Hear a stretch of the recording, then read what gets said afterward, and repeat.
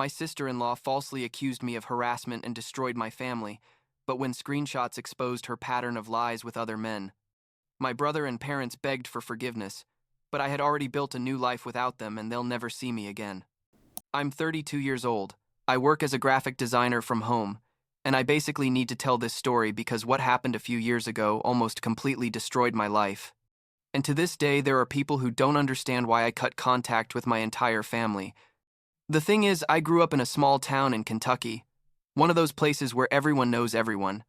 And my brother, Christopher, and I were always super close. I mean, he's 3 years older than me, but we were best friends, you know? We did everything together. Video games, sports. Even when he went to college, we still talked almost every day. Our parents were always kind of traditional, like conservative Southern family, very much church on Sundays and mandatory family dinners. But overall, we had a good relationship, nothing out of the ordinary. Everything started to change when Christopher met Lauren. He would have been like 27. I was 24. And I remember perfectly the day he introduced her to us at a family barbecue. Lauren was, I don't know how to say this without sounding bad, but she was one of those people where you immediately know something's off, but you can't explain exactly what. She was super charming with my parents, told them exactly what they wanted to hear, constantly smiling and making comments about how perfect our family was and how she'd always dreamed of having a family like this. My parents adored her from the first moment, like my mom was already planning the wedding in her head that same afternoon. Christopher was completely smitten with her, looked at her like she was the best thing that ever happened to him.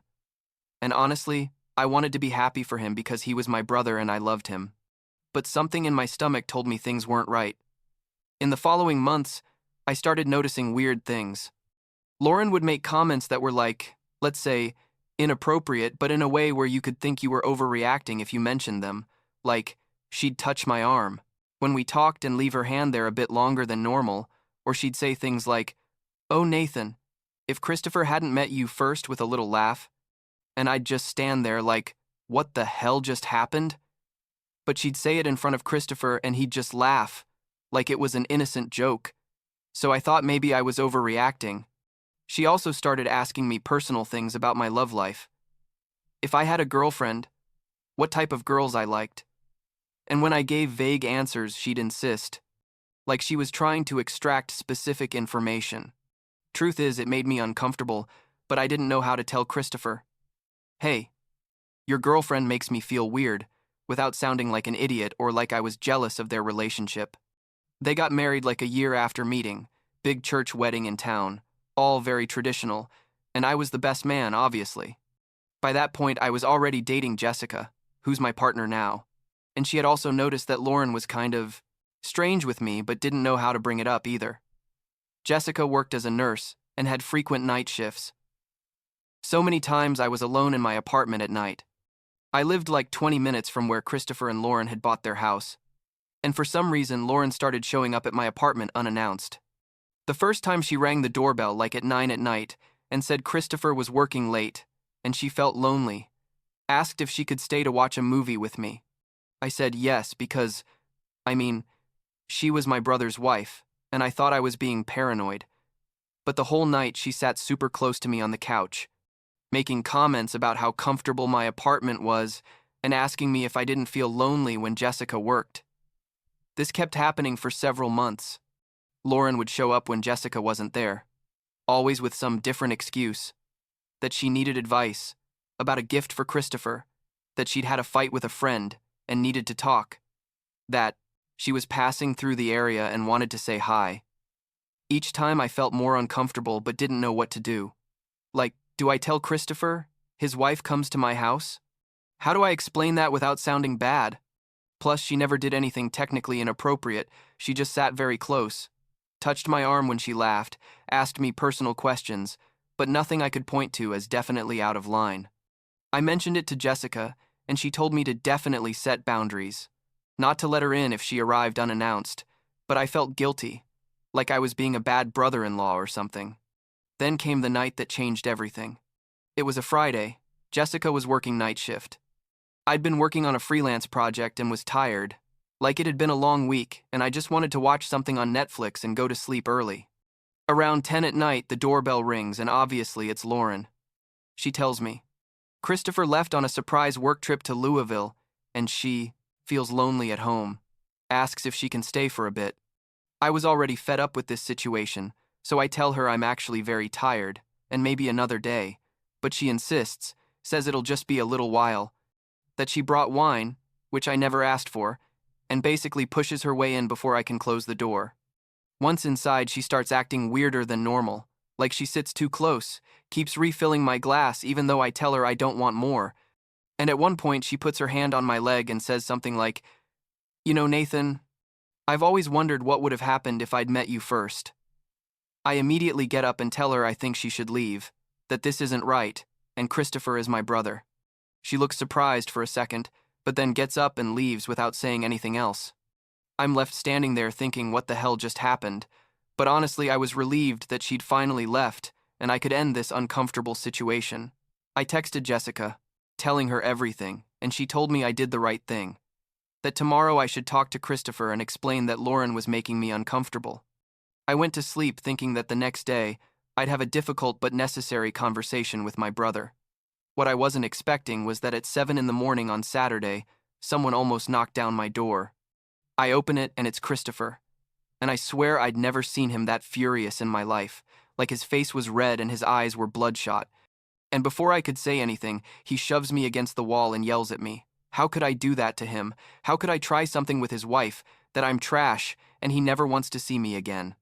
I was completely confused, trying to process what was happening, and I ask him what he's talking about, and he tells me that Lauren came home crying last night, that she told him I tried to kiss her and touch her, that I'd been making inappropriate comments for months, that she came to my apartment because I told her I needed help with things, and last night I basically tried to force myself on her.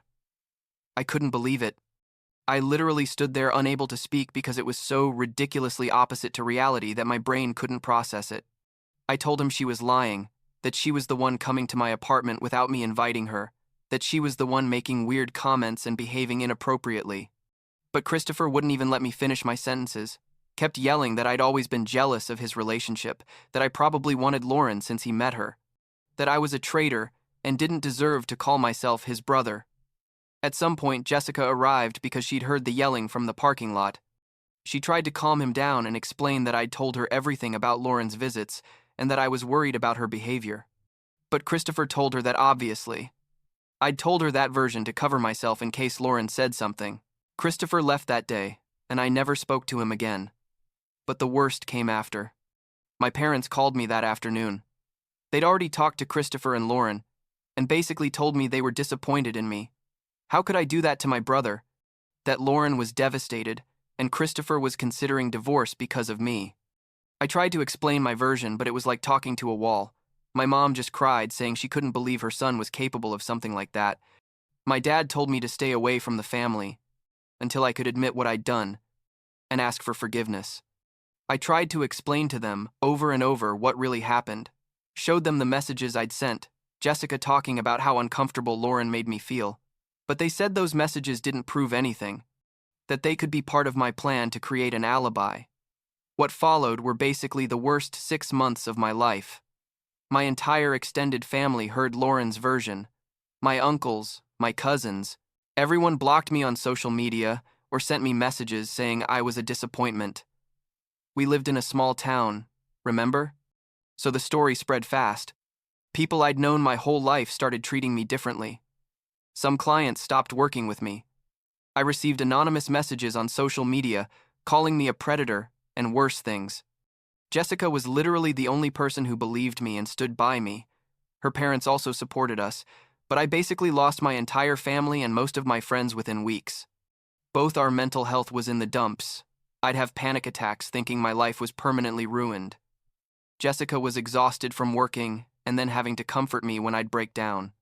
After 6 months of that nightmare, Jessica and I made the decision to move. I packed everything I could fit in our truck, quit my local clients, and started looking for remote work, and we left for Phoenix, Arizona. Why Phoenix? Honestly, because it was far enough from Kentucky, cost of living was reasonable, and Jessica got a position at a hospital there. It was like starting completely from zero, no family, no close friends, just the two of us trying to rebuild our lives. The first months were hard, like really hard. I was depressed, angry, resentful. Jessica was also processing everything we'd lost. But somehow we started to heal. Little by little, I got some good clients, we made new friends, found a rhythm that worked for us. 3 years passed. 3 full years without talking to my family, without knowing anything about Christopher or Lauren or my parents. I'd blocked everyone on all platforms, changed my phone number, basically cut all contact. From time to time, I wondered how they were doing. If Christopher would still be married to Lauren, if my parents would ever regret how they treated me. But mostly I tried not to think about it because, when I did, I'd get depressed for days. Jessica and I got engaged.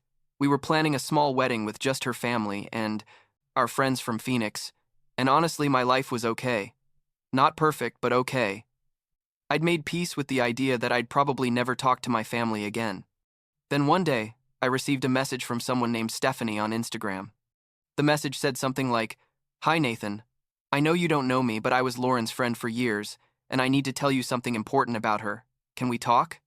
I would have normally ignored a message like that, but something made me respond. Like after 3 years, what else could happen? We ended up talking on the phone that night, and what Stephanie told me basically validated everything I'd suspected about Lauren. Turns out Lauren had a history.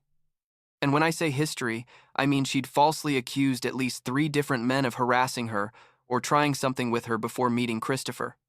Stephanie had screenshots of conversations, text messages, even emails where other people talked about Lauren's pattern of behavior. Apparently, Lauren did this when she got bored in her relationships or wanted attention or wanted to cause drama. Stephanie had been her best friend during college and had seen Lauren ruin the life of a guy who worked at the same restaurant as them. The guy lost his job, his girlfriend left him, and all because Lauren said he'd touched her inappropriately when in reality he didn't even talk to her. Stephanie eventually ended her friendship with Lauren over this, but felt guilty for years about not saying anything. When she found out what happened to me, through mutual connections on social media, she realized Lauren had done the same thing again and that she had to contact me. She sent me all the screenshots, all the evidence she had, and told me I could use them however I wanted, that she was willing to testify or talk to whoever was necessary to clear my name. Honestly, I didn't know what to do with that information. Part of me wanted to send everything to Christopher and my parents and tell them, "See? I told you she was a liar." But another part of me thought, why? 3 years had passed. I'd made a new life. Did I really want to reopen that wound? Jessica told me to do what felt right, that she'd support me in any decision.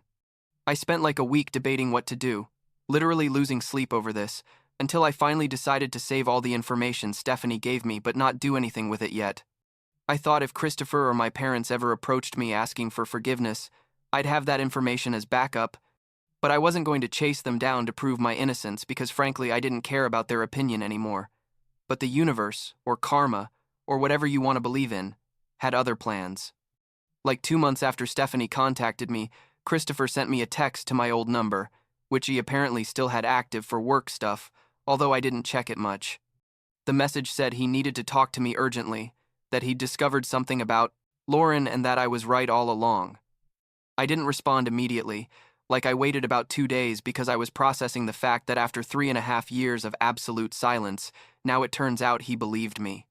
Eventually, I responded asking him what happened, and he called me crying, literally crying on the phone, something I'd never seen Christopher do in my entire life.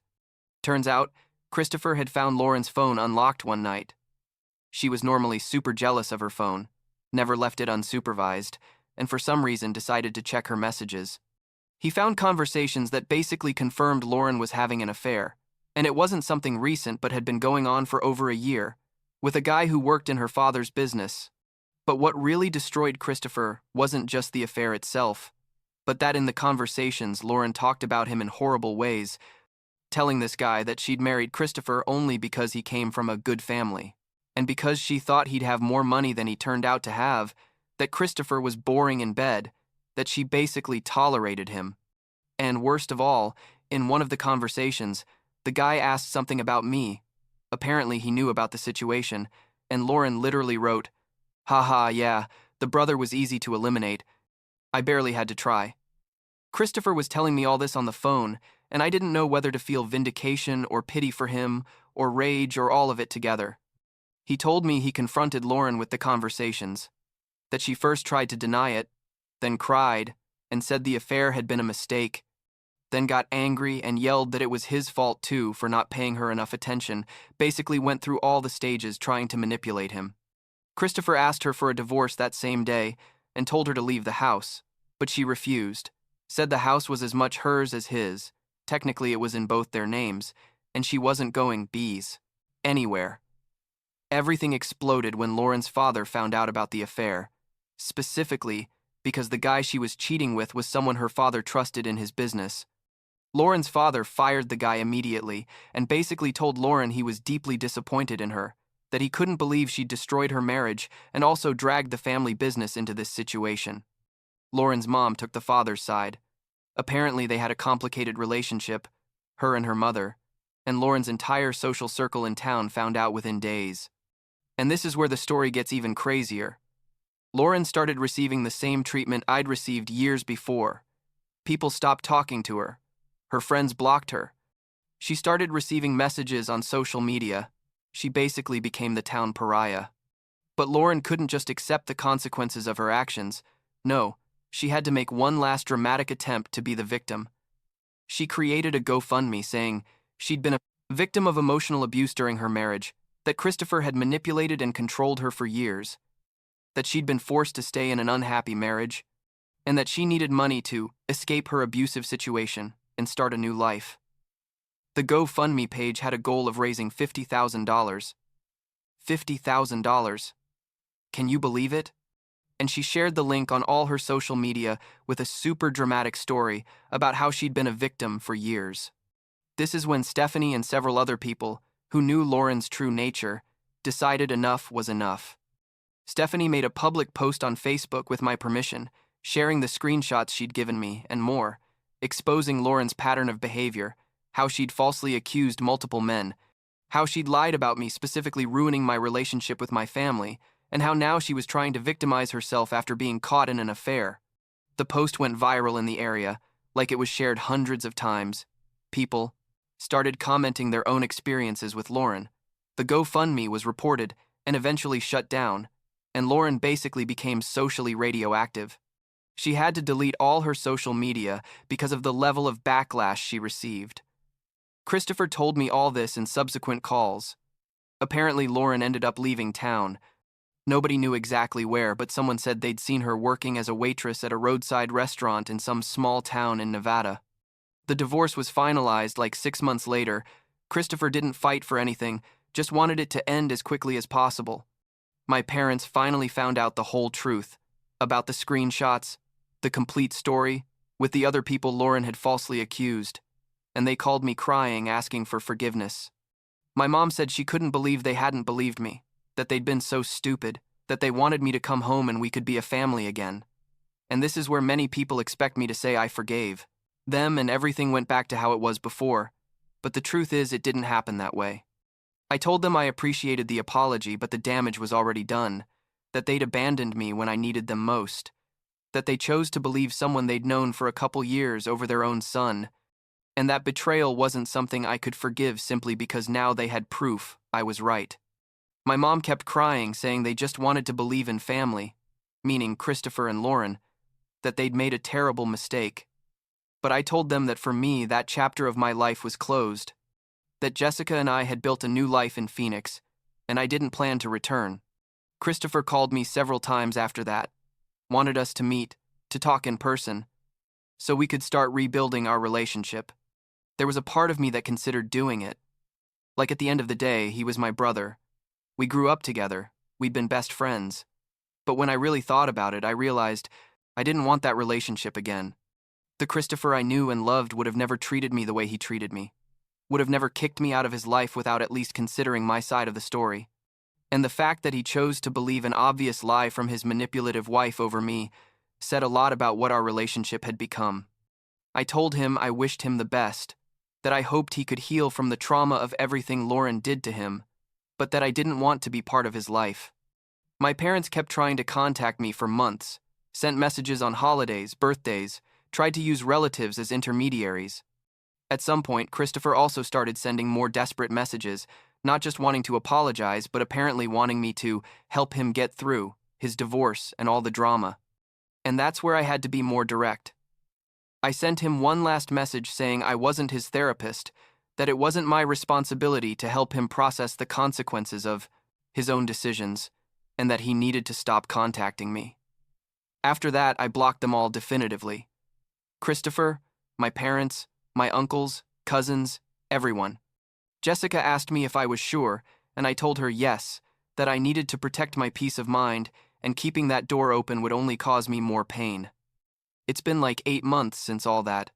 Christopher apparently still lives in Kentucky, got a new job, is in therapy according to one of our mutual cousins before I blocked him too. Lauren supposedly is still in Nevada, or maybe moved to another state. Nobody's completely sure. She deleted all trace of social media and basically disappeared. My parents told that same cousin they're devastated about not having contact with me, but they respect my decision, which, I don't know, is the least they can do, I guess. Jessica and I are still in Phoenix. We got married 3 months ago in a small ceremony with her parents and some close friends. I got a big client that basically stabilized my financial situation. And honestly, I'm okay. Better than okay, actually. Do I feel guilty sometimes? Yes, of course. Like we were programmed since kids to think family is the most important thing, and you always have to forgive and maintain those relationships no matter what. Do I wonder if I'm being too harsh or resentful? Also, especially in random moments, like when I see Jessica with her parents, and remember how things used to be with my family. But then I remember how I felt during those 6 months after Lauren's accusations, how I literally wanted to disappear some days, because the weight of being seen as a predator by people who were supposed to know and love me was unbearable. And I remember that I chose to protect myself and Jessica from more toxicity. And the truth is, I don't miss that version of my family, the version that abandoned me so easily, the version that chose to believe a convenient lie over listening to their own son and brother. Last week, Jessica asked me if I ever thought I might change my mind about talking to Christopher or my parents, and I told her honestly I don't know.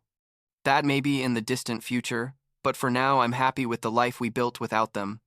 We have friends here who've become our chosen family, people who were there for us without knowing our whole story, people who support us because they want to, not because they share our blood. And that truth is enough for me right now.